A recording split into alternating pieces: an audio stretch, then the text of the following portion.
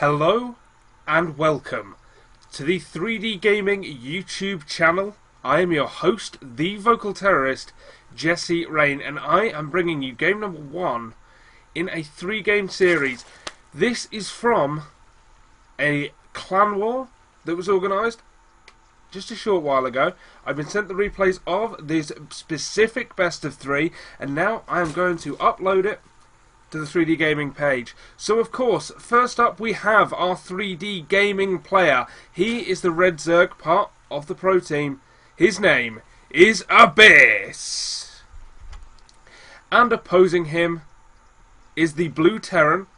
On team LG, that is obviously the team 3D Gaming is opposing here. His name is Turox. So this is fun for me. This is honestly my first 3D gaming match. This is the first one I have ever seen.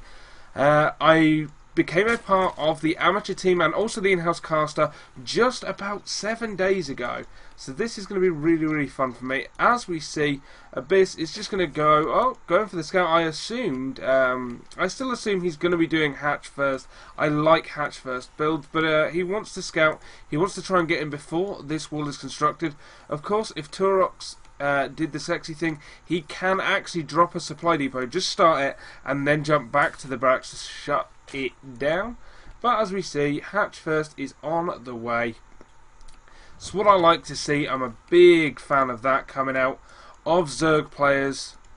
But this scout is going to get in. Nice work here from Abyss. Obviously, all he's going to scout with that is barracks is going up in a normal place, so no need to worry about proxy Turox, and there is no gas. Great stuff from him. This is also interesting for me. It's been so long since I solo casted. For people who don't know me, I also work for SCV Rush, and I run my own YouTube channel, which is Vocta Gaming. But I'm not really here to sell myself. I'm here to talk about these two players. Obviously, I don't know much about Turox. I'm not a follower of the LG Gaming clan. But Abyss is 18 years old, obviously a member of 3D Gaming's pro team, as he gets the spawning pull down. And he's someone I could definitely become a big fan of. I love watching Zergs play. It's kind of the thing I love. Despite the fact that I'm a Protoss player myself, I just really enjoy the Zerg play style. So, and now we see Turox getting this first command center down.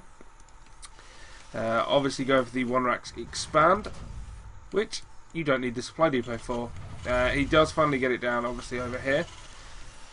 Choosing not to wall off, I don't blame him. If you were going to be 6-pulled, you'd have been 6-pulled by now. And of course, I believe he got a scout in. Yeah, he got a scout in. He saw the pull and such likes. So we have the double refinery going down. Now, double refinery can mean a few things. It can mean a Banshee follow-up. It could just mean he wants the factory fast for reactor Hellions to begin and then to go into medevac production. There are many ways you can take it. Reactor Hellions are really good opening still against Zerg. Despite the queen change, you can still do a lot of damage with it. It's you can still deny creep with it. It's just harder to do so now. It requires just a little bit more skill, and it means you don't get free worker kills. Turox is going to be defensive. He's going to get the bunker up at the front. This is a clear sign, by the way, that he is definitely expanding. I mean, Abyss cannot see it with his Overlord, and he cannot move it into position to check it. But if his, excuse me, apologies there, my phone is a bit too close to my microphone. I hope you did not hear that, but you probably did. But anyway, Abyss will scout this bunker. Now, he doesn't know for certain that this expansion is here, but he can pretty much guess it. So we're going to see a factory come down and a reactor, so it will be a reactor Hellion opening. I'm almost certain of that. He does keep 3 on each gas, okay, so he is going to go into a gas-based follow-up. Abyss still just getting the 1 gas now, so speed is going to be quite late. Now that can be not so good against reactor Hellions. Speed links are better against them. Obviously you can just manoeuvre them more, and we're going to see a starport follow-up to this.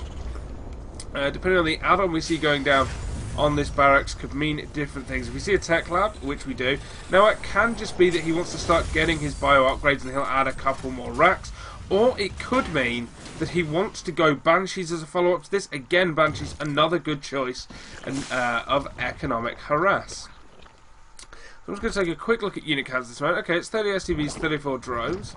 Only 4 lings made. That's perfectly fine. Speed's coming out, Roach Warren's coming out, and the first of our Evo chambers as well. Nice positioning at the front here, meaning the Hellions, if they do come in, are not going to be able to get round these queens at all. They are really going to be stuck on doing nothing but trying to deny creep spread. It's still a useful option, and there we see Banshee follow-up coming out for Turox. Not a surprise at all. Okay, we have the lair follow-up. I imagine we'll see more gas yet. 2 more gas immediately going down for Abyss. This is really good stuff from him. And his creep spread's pretty decent as well. Obviously connecting the main and the natural and heading not just to the third but across the map as well. That's going to give him more vision and more ability to react to things. Now the Banshees do have Cloak coming in. Oh my word! Oh, Abyss scouts it all. He sees the tech lab working. He's actually going to see the Banshee pop. Now, nice harass by these Hellions here, but realistically, what are they going to do? They're going to damage the hatchery, but that's about it. So, of course, Abyss does see that Banshee pop. He knows it's on its way. He wants to shut these Hellions down fast with these roaches and then just position his queens back, hopefully. Now, I really hope he saw that Banshee. This Banshee should do nothing. Of course, Cloak with it will help. Do we have any Overseers yet? We don't have any Overseers as of yet. The lair is finished, so theoretically he can get them. And the Banshee is forced to leave once he sees that many queens. Just sat there waiting for him. So now the question is, okay, he's going into a Rax follow-up to this, getting double eBay. So Turox wants to go bio heavy. He does not want to sit on this mech play, which means the Banshees will be less useful to him in the future. Of course, the Banshees still an important element to heavy mech play. Banshees can be really, really useful. They deal such high DPS, but at the end of the day, they're not so great in a bio army. I doubt he'll make many more, if any at all. He's going to want to switch into, yeah, there we see, reactor. So he's going to want to switch into medevac production as soon as possible. So that Cloak was such a huge sunk cost that has really done nothing for him. I like the response from Abyss. So he's getting 1-1. He's getting a Baneling nest up. Banelings actually, once they get speed, really good against Hellions, and of course wonderful against bio-heavy armies, adding more speedlings now, and he's just going to swarm in at this point and try and surround the Hellions. Can he do it? He gets, oh, nearly catch, he catches one Hellion. Okay, the Banshees are starting to do something, but there's so many speedlings, Banshees actually just not good against them. They cannot target them down fast enough. They are in a position where they will overkill speedlings, so there are wasted attacks, and Turox is basically forced home. Abyss now on 3 bases against 2 bases. Creep spread continuing, as we see here, across the map, already up to the first Zelnaga watchtower.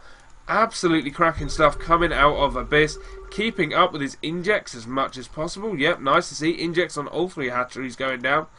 And back in the base, we see 1-1 on the way for Turox. We see more barracks coming up, 3 more barracks coming up, and an armory so we can get 2-2. Decent timing on that armory, will be finished in time for 2-2 to start. What can Abyss see? Okay, really nice overlord positioning there from Abyss. Complete. Allows him to keep an eye on that work account, and of course, if he wants to, he can actually see any transfer down to this third, if it comes from here. Obviously, if it comes from here, it does not have vision into that main. A lot harder to do against Terrans. We finally have Combat Shield on the way. We have Siege Mode on the way as well for Turox. And we have a whole host of upgrades coming out of Abyss. Burrow, Baneling Speed, +2 attack, melee attack rather, and +2 Carabase, and an Infestation Pit, because of course, as we all know, Infestors are incredibly imber. It's true, even Blizzard have said they might be imber. Once Grubby has said something, by the way, guys, it is absolutely true.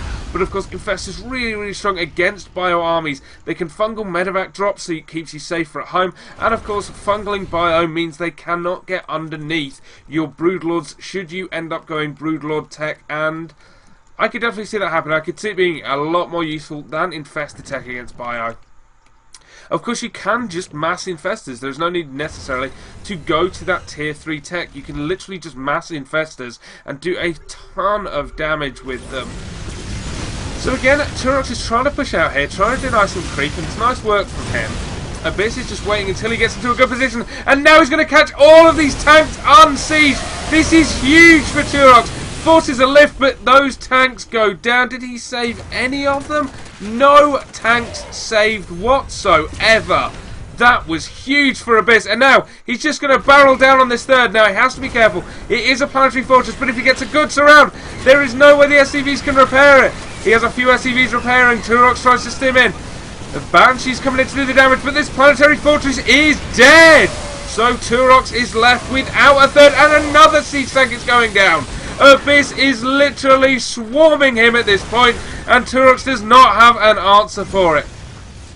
Abyss is finally pushed back, but he's taken a fourth. His +2/+2 is finished. Hive is now on the way. He's just in such a commanding position in this game. We go to the unit counting station. We see he is slightly up in worker supply cost. Mules will help with that. But it's just 33 Marines, 2 Banshees and a Marauder against everything the Swarm has to offer. He swarms it and again is forcing a lift. All he needs is some anti-air with this. Once those infestors come out and start moving with the army, this will literally be unstoppable. We'll take the bunker down. He's in the worker line, killing SCVs left, right and centre. And again, pushing towards the main, just killing some bio units while his Lings devastate that worker line. Up to 54 workers killed. We take a look. It is 70 drones to 24 SCVs. Guys, this game is done. Turox needs to do something essentially with the units he has to hand, and I don't think he has enough. 26 Marines, 1 Marauder, a Siege Tank, 2 Banshees and 6 Medevacs versus, at the moment, just 45 Lings, but 42 more on the way, getting Spire and Ultralisk Cavern and +1 missile attacks. So Abyss just doing everything. He can actually afford to lose this base at this point. We have Infestors just popping, and there's the GG from Turox. Abyss goes 1 game up in this best of 3 series as part of the Clanwar 3D Gaming versus LG. I've been your host, the Vocal Terrorist, Jesse Rain. Thank you very much for watching, and I'll see you all for game number 2.